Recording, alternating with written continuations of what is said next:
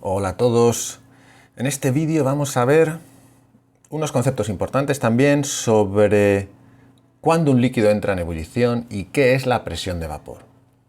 Bueno, si nosotros tenemos un líquido, agua, en un recipiente tenemos nuestra agua. Aquí tenemos el agua, que estará formado por esas partículas de H2O.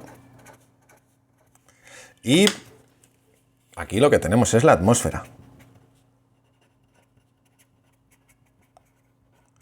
El aire.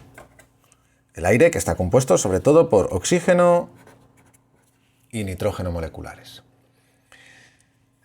El aire tiene sus, partículas de oxígeno, nitrógeno, principalmente, y otros gases. Esas partículas están en movimiento, igual que las del agua, de tal manera que cuando están moviéndose, estas partículas chocan, algunas entre ellas, unas van hacia arriba, hacia abajo, hacia un lado, pero algunas de ellas chocan, muchas de ellas chocan con el agua. Eso a nivel, molecular, es el origen de la presión. O sea, la presión que siente el agua o la que sentimos nosotros se debe a esos choques de las partículas. Cuantas más partículas, cuantas más moléculas tengamos en el aire, más presión notaremos. Y cuantas más partículas tengan más oxígenos tengamos por encima, tanto mayor será la presión que notaremos sobre nosotros. Tanto más fuerte incidirán esas partículas sobre el agua, por ejemplo. Y por su parte, las moléculas de agua también se están moviendo. Tenemos corrientes convectivas que hacen que las moléculas se muevan. De tal manera que es normal que se alcance, por ejemplo, un equilibrio dinámico en donde algunas de las partículas del agua salgan hacia la atmósfera y algunas partículas, incluso vapor de agua que hay en la atmósfera, entren al agua. De tal manera que se establece esa circulación. Así que, por un lado, tenemos una presión de las partículas del aire que tiende a entrar. O sea, tenemos el aire, ejerce una presión sobre el agua. Y por otro lado, el agua, en ese movimiento de esas partículas, también ofrece una cierta presión sobre el aire. ¿Vale? El aire ofrece presión sobre el agua y el agua presión sobre el aire. Vale.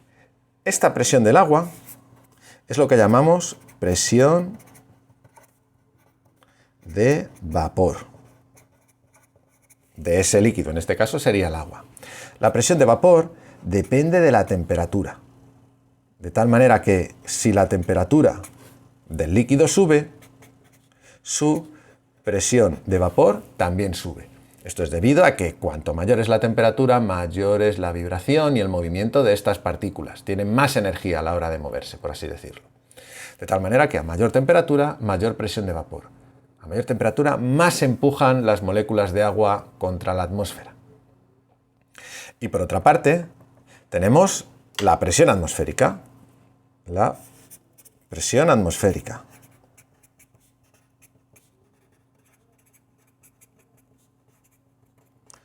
¿De qué depende la presión atmosférica? Bueno, depende de temperatura y demás, pero sobre todo depende del número de moléculas que tengamos sobre el líquido.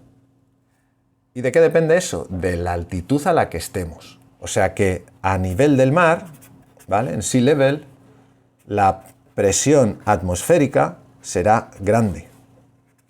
Tenemos mucho aire sobre nuestra cabeza y ejerce mucha presión. Pero a grandes altitudes,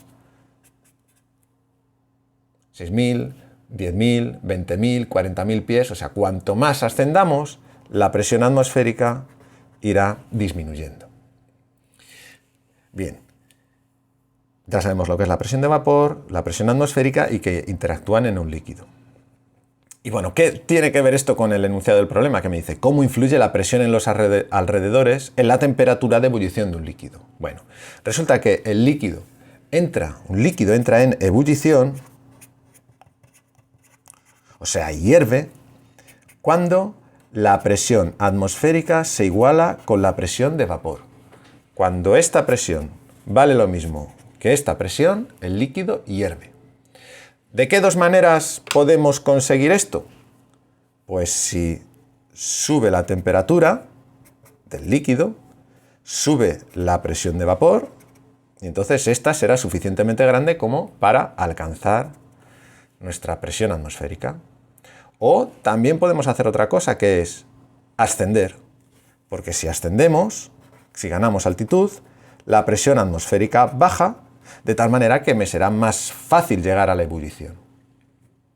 Así pues, ¿cómo influye la presión en los alrededores de la temperatura de ebullición? Os vuelvo a pintar el recipiente.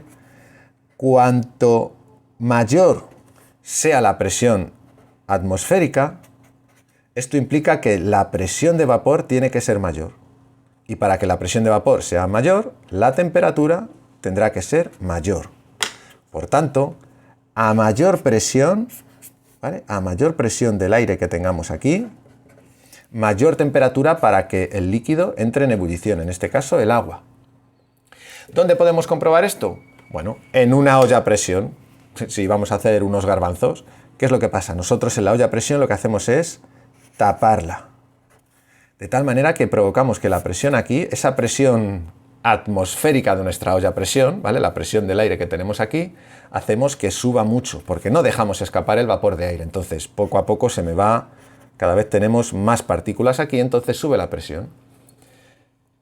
Como sube la presión atmosférica, el agua no entrará en ebullición a los 100 grados que nos tenía acostumbrados a presión, ¿vale?, a una atmósfera, el agua entra en ebullición a 100 grados.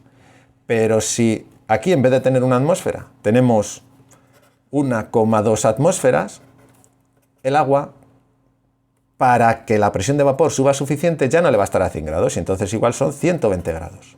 Estos datos, bueno, los he puesto así aproximados, habría que ver las tablas para ver exactamente cuánto es. Pero lo importante es que entendáis qué es lo que pasa. O sea, si aquí nosotros subimos la presión, necesitamos calentar más el agua para que las moléculas tengan fuerza para saltar a ese gas con mayor presión. Así que hierve la comida a más temperatura. Como hierve a más temperatura, se cocina antes. Y el caso opuesto, que igual para nosotros pues nos interesa un poco más en aviación, es ¿qué pasa en altitud? ¿Vale?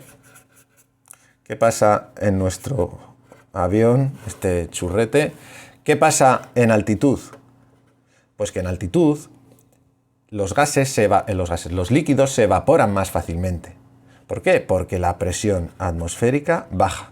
Entonces no necesitaremos una temperatura tan alta para conseguir que la presión de vapor se iguale con la presión atmosférica. ¿Esto qué consecuencias tiene sobre todo? Pues que resulta que los líquidos se evaporan más fácilmente. El combustible en los depósitos se nos evapora más fácilmente. En los pulverizadores de los inyectores de los motores se nos evapora más fácilmente. O sea, todos los líquidos en altitud se nos evaporan más fácilmente, relacionado con esto que estamos viendo aquí, ¿de acuerdo? Así que bueno, cuanto mayor es la presión, mayor es la temperatura que necesitamos. Esa es la manera en la que influye la presión de los alrededores en la temperatura de ebullición de un líquido. Espero que os haya quedado claro, ¿vale? Un saludo.